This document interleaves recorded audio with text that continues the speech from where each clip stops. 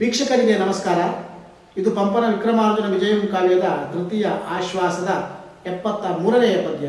ಆ ಪದ್ಯ ಹೀಗಿದೆ: ನಿನ್ನ ನುಡುಗಿಸಲು ಮಾಜಿಯೊಳಿನ್ ಎನ್ನಂ ಬೆಂಕೊಂಡು ಕಾದಲು ಬಂದಿಗಳ್ ಭಿನ್ನನೆ ಮಗದಿಂಬೀರ ಬೆನ್ನಿತ್ತುದ ಇನಿಸು ನೋಡ ಸರಸಿರುಹ ಮುಖಿ. ಇದನ್ನು ಹೀಗೆ ಬಿಡಿಸಿ ಓದಬೇಕು. ನಿನ್ನಂ ಉಳುಗಿಸಲು ಆಜಿಯೊಳು ಎನ್ನಂ ಬೆಂಕೊಂಡು ಕಾದರು ಬಂದು ಈಗಳ್ ಭಿನ್ನನೆ ಮಗದಿಂ ಬೀರರು ಬೆನ್ನಿತ್ತುದ ಇನಿಸು ನೋಡ ಸರಸಿರುಹ ಮುಖಿ.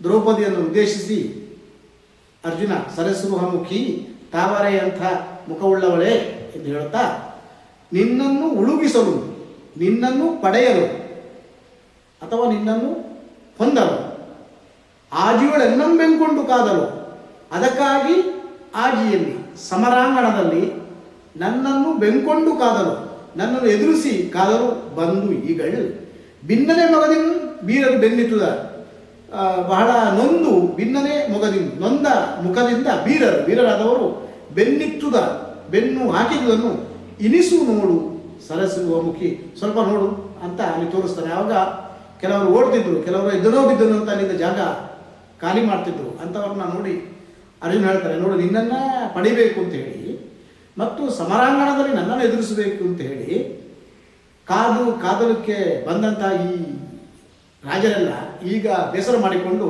ಹೇಗೆ ಬೆನ್ನು ಹಾಕಿಕೊಂಡು ಓಡುತ್ತಿದ್ದಾರೆ ಎನ್ನುವುದನ್ನು ನೋಡು ದ್ರೌಪದಿ ಅಂತ ತೋರಿಸ್ತಾನೆ. ಅಂದರೆ ಅದೊಂದು ಅಂದರೆ ಈಗ ತಾನೇ ಮದುವೆಯಾದ ಹೆಣ್ಣಿನ ಜೊತೆಗೆ ಆಡುವಂಥ ಒಂದು ಸರಸವೂ ಹೌದು, ಪರಾಕ್ರಮದ ಮಾತು ಕೂಡ ಹೌದು ಅಂತ ನಾವು ಭಾವಿಸಬೇಕು.